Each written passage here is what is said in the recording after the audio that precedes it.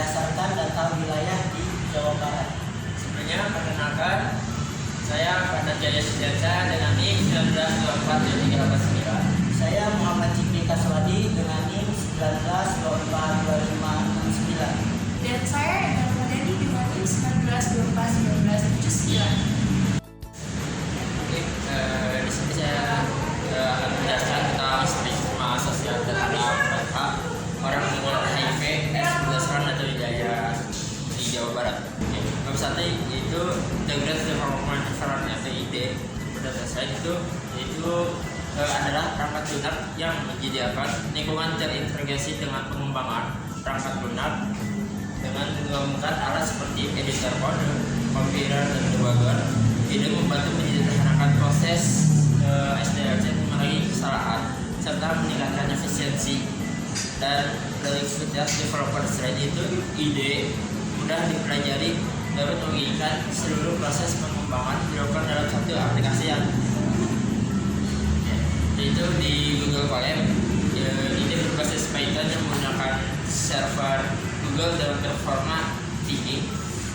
Google Colab menyediakan berbagai perangkat pemrograman seperti berbagai versi Python, TensorFlow, terus serta fasilitas perangkat keras seperti CPU, GPU, CPU atau RAM. Dan penyimpanan terintegrasi dengan Google Drive. Nah, selama koneksi internet stabil, proses pemrograman dapat berjalan dengan lancar. Dari bahasa pemrograman dalam dunia data science, library berperan penting dalam mempercepat proses pengembangan dan analisis. Library merupakan kumpulan kode siap pakai yang membantu programmer menghemat waktu, meningkatkan kualitas kode dan produktivitas kerja, karena umumnya dikembangkan dan diuji oleh programmer berpengalaman. Dan library juga dapat mengurangi resiko kesalahan. Berbagai library tersedia untuk mendukung kebutuhan data science sesuai dengan fungsi tujuannya masing-masing. Itu library-nya itu ada Pandas, NumPy, Matplotlib. Nah, Pandas itu bagi para data science library untuk machine learning yang bersifat open source. NumPy digunakan untuk bekerja dengan array.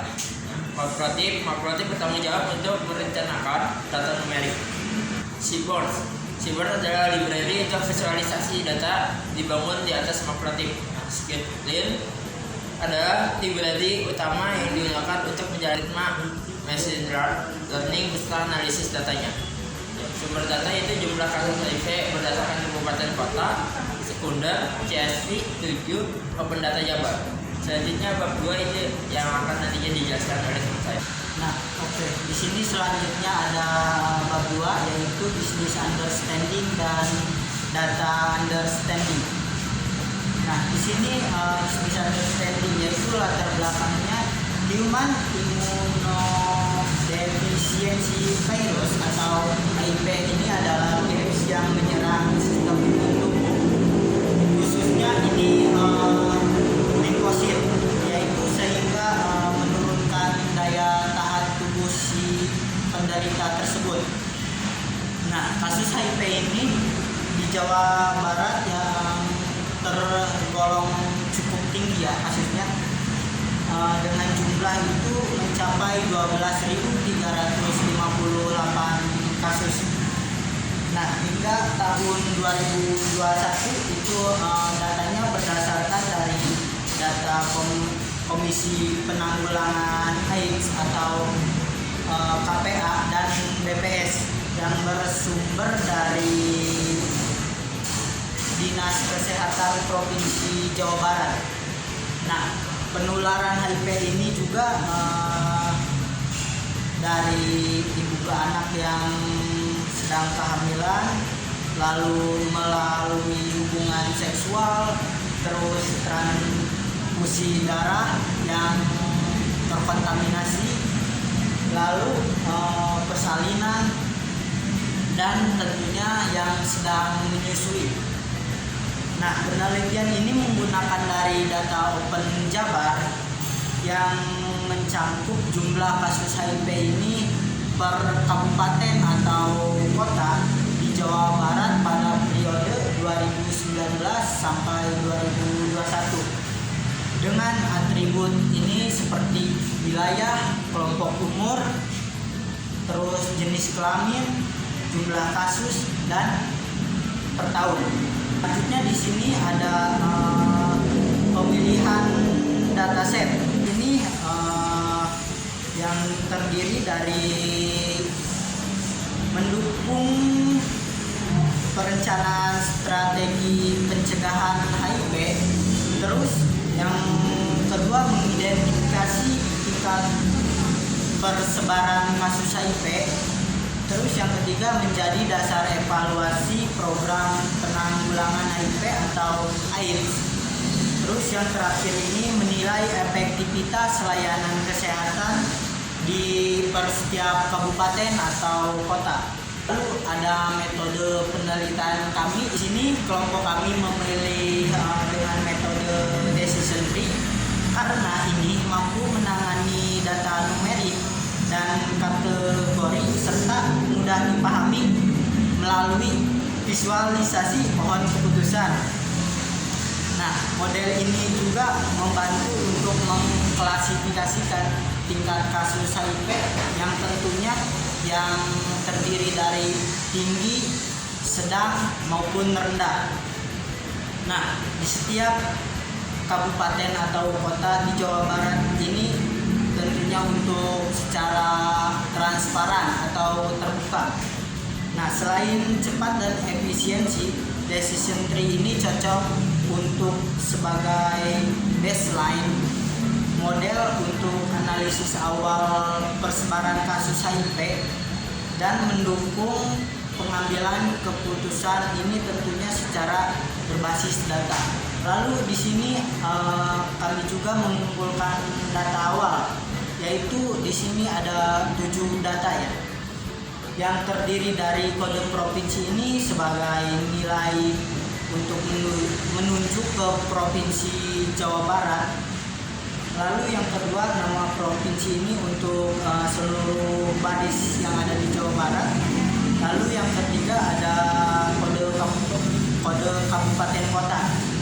Ini untuk memudahkan mengidentifikasi wilayah dengan secara unik. Lalu yang keempat itu ada nama kabupaten kota berkaitan dengan data kasus HIV. Misalnya ini Kabupaten Bogor, Cianjur, Sukabumi, Bandung, dan lain sebagainya. Nah, lalu yang kelima ini jumlah kasus yang tentunya untuk dilaporkan di kabupaten atau kota tersebut juga pada tahun-tahun tertentu. Nah, lalu yang keenam ini ada satuan. Ini juga untuk pengukuran kasus, yaitu untuk orang yang menyatakan bahwa jumlah kasus itu dapat dihitung dari per unit atau per orang. Lalu yang terakhir, yang ketujuh itu tahun. Ini untuk analisis kasus dari tahun ke tahun. Nah, lalu di sini ada import library, dan tahap ini dilakukan import library yang diperlukan yaitu Pandas dan NumPy, yaitu untuk pengolahan data, lalu Matplotlib dan Seaborn untuk visualisasi, lalu serta Skitlearn untuk pemodelan dan evaluasi. Dan yang terakhir ini ada penggunaan library ini bertujuan agar proses analisis berjalan dengan efisien dan tentunya secara terstruktur. Dan seterusnya ada memuat dataset. Pada tahap awal ini dilakukan proses seperti import library Pandas sebagai alat utama untuk membaca dan mengolah data. Setelah itu dataset ini diambil dari file dataset menggunakan fungsi CSV dan disimpan dalam variabel data agar dapat digunakan pada tahap analisis berikut. Nah, di sini ada memahami tipe data dan informasi tentang data. Pemahaman data dilakukan menggunakan data info, untuk melihat struktur dataset, tipe data, dan nilai kosong. Lalu ada data heap, digunakan ini untuk menampilkan data awal, dan sedangkan data tail ini untuk memeriksa data akhir. Gunanya untuk memastikan data terbaca dengan benar sebelum analisis ini berkelanjutan. Lalu selanjutnya untuk bab 3 ini akan dipresentasikan oleh teman saya. Saya di sini akan menjelaskan tentang bab 3 mengenai data compression modeling. Yang pertama ada data compression yang berisikan satu, memeriksa nilai dataset yang kosong menggunakan fungsi data titik sum, digunakan untuk memeriksa apakah terdapat nilai yang hilang atau missing values pada setiap kolom dalam dataset. Hasilnya menunjukkan jumlah nilai kosong di masing-masing atribut pada dataset ini. Seluruh kolom memiliki nilai 0, sehingga tidak ditemukan data yang hilang. Maka proses penanganan missing values seperti filter tidak perlu digunakan karena dataset sudah lengkap. Yang kedua ada memilih fitur dan target. Pada tahap ini dilakukan proses pemilihan variabel yang digunakan sebagai fitur X dan target Y. Atribut tahun dan nama kota atau kabupaten dipilih sebagai fitur dan dimasukkan ke dalam variabel X karena keduanya dianggap memiliki pengaruh dalam proses pemodelan untuk memprediksi kondisi kasus HIV di suatu wilayah dan periode tertentu. Sementara itu, atribut jumlah kasus dipisahkan ke dalam variabel Y yang berfungsi sebagai label atau target yang ingin diprediksi oleh model. Dengan pemisahan ini, model dapat dilatih untuk mempelajari hubungan antar fitur, tahun, dan kabupaten atau kota dengan jumlah kasus HIV yang terjadi. Yang ketiga ada pembagian dataset menjadi data latih dan data uji. Pada tahap ini, dataset dibagi menjadi dua bagian utama, yaitu data latih atau data training dan data uji atau data testing. Data latih digunakan untuk membangun dan melatih model, sedangkan data uji digunakan untuk mengevaluasi kinerja model terhadap data baru yang belum pernah dilihat sebelumnya. Pada penelitian ini, pembagian dilakukan dalam porsi 70% data latih dan 30% data uji menggunakan fungsi training test rate dari learning. Yang keempat ada tahap pelatihan model atau model training. Pada tahap ini, model decision tree dilatih menggunakan data latih X training dan Y training agar dapat mempelajari pola hubungan antar fitur dan label. Kelima ada tahap pengujian model. Pada tahap ini, performa model diuji menggunakan data yang belum pernah dilihat model sebelumnya. Keenam ada tahap evaluasi model. Pada tahap ini, model decision tree dievaluasi menggunakan matrix accuracy, frequency, Tekal, dan F1 score yang menjelaskan. Yang ke-1 ada akurasi. Akurasi merupakan matriks yang digunakan untuk mengukur seberapa besar ketepatan model dalam memprediksi hasil dibandingkan dengan keseluruhan data uji. Dalam konteks pemodelan jumlah kasus HIV berdasarkan kabupaten atau kota dan tahun, akurasi menunjukkan seberapa sering model mampu memberikan prediksi yang benar terhadap kategori atau kelompok kasus HIV yang telah dibentuk. Melalui proses ini, berdasarkan hasil evaluasi yang dilakukan, model menghasilkan akurasi sebesar 0,83 atau 83%. Sudah menunjukkan bahwa model memiliki kemampuan prediksi yang cukup stabil, tergolong baik untuk menggambarkan pola kasus HIV di Jawa Barat berdasarkan tahun dan kabupaten atau kota. Kedua ada precision atau presisi, merupakan matriks evaluasi yang digunakan untuk mengukur dalam memprediksi kelas tertentu, yaitu kategori jumlah kasus HIV pada setiap kabupaten di Jawa Barat. Presisi yang dihasilkan sebesar 0,89 atau 89%. Angka ini menunjukkan bahwa dari seluruh prediksi yang diberikan model pada setiap kelas jumlah kasus HIV, 89% diantaranya adalah prediksi yang benar.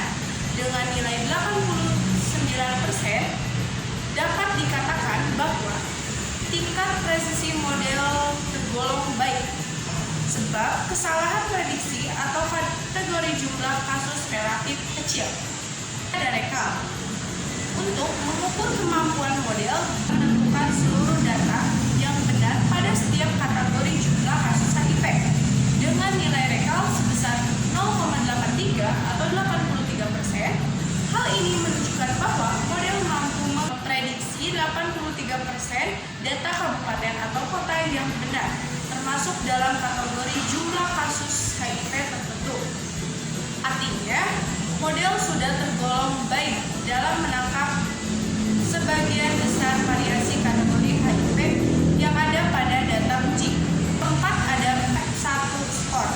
Model yang dihasilkan F1 score sebesar 0,85 atau 85%, yang menunjukkan bahwa model memiliki keseimbangan yang baik antara kemampuan dalam memberikan prediksi yang tepat dan kemampuan dalam menangkap seluruh kategori jumlah kasus HIV yang benar atau rekal. F1 score 85% dapat dikategorikan sebagai performa yang baik dan stabil, serta layak dijadikan dasar untuk menganalisa lebih lanjut mengenai kondisi penyebaran kasus HIV di Jawa Barat. Yang kelima ada Concentration Matrix. 7 ada menampilkan classification report. Berdasarkan hasil classification report, model menghasilkan tingkat akurasi sebesar 84%, yang menunjukkan bahwa model mampu memprediksi kelas dengan benar pada 86% dari total 49 data uji. Selanjutnya ada kesimpulan. Decision tree digunakan untuk menganalisa dan memprediksi penyebaran kasus HIV di Jawa Barat karena mampu menangani data numerik dan kategorikal serta mudah diinterpretasikan.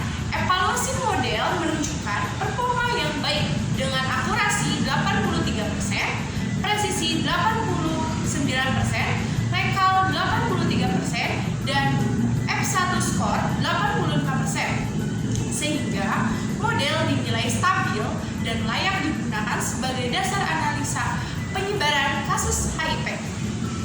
Yang kedua, ada saran. Untuk penelitian selanjutnya, disarankan menambahkan fitur seperti kelompok umur dan jenis kelamin guna meningkatkan akurasi model. Selain itu, perlu dilakukan perbandingan dengan model lanjut seperti random forest atau gradient boosting. Penanganan ketidakseimbangan kelas juga penting, misalnya dengan teknik smooth atau open sampling atau under sampling agar prediksi kelas memprioritas lebih optimal. Sekian dari kelompok kami. Wassalamualaikum warahmatullahi wabarakatuh.